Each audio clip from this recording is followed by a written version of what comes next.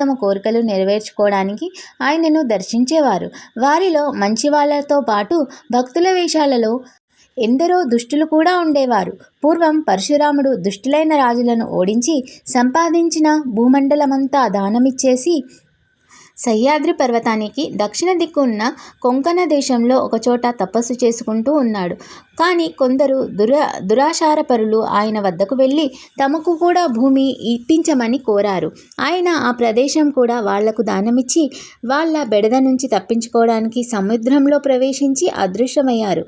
అదే కారణంగా శ్రీగురుడు కూడా వైద్యనాథంలో గుప్తంగా కొంతకాలం ఉండదలుచుకున్నారు.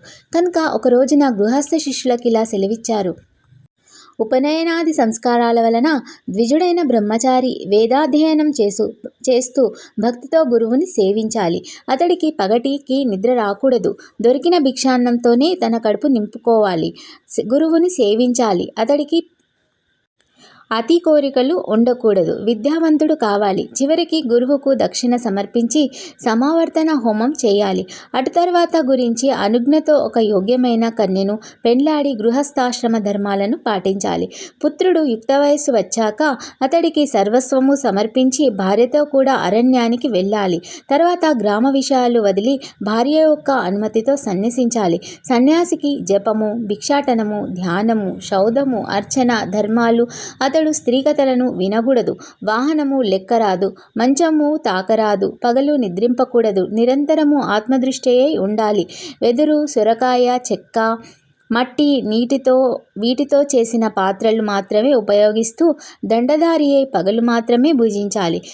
సంవత్సరమంతా తీర్థాటనం చేస్తూ 3 పగళ్ళు మించి ఏ గ్రామంలోనూ నివసించక స్థిరచిత్తుడై ఉండాలి. అలా తిరుగుతూ ఉండడానికి శక్తి లేకపోతే సదా దైవధానాన్ని ధానిస్తూ ఒక మహాక్షేత్రంలో నివసించాలి.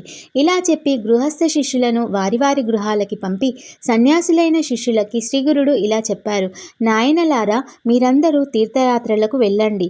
మీరు మరలా శ్రీశైలంలో బహుధన్య సంవత్సరంలో మా దర్శనం అవుతుంది అన్నారు. అప్పుడు ఆ శిష్యులు, స్వామి, సర్వతీర్థాలు మీ పాదాల వద్దనే ఉన్నాయని శాస్త్రాలు చెప్తున్నాయి కదా. మిమ్మల్ని విడిచి మేమెక్కడికి పోగలము? దానివల్ల మాకు కలిగే లాభమేమున్నది అన్నారు. అప్పుడు స్వామి, నాయనలారా, సన్యాసులమైన మనము 5 రోజులకు మించి ఎక్కడా నిలవకూడదు. సర్వతీర్థాలు దర్శించ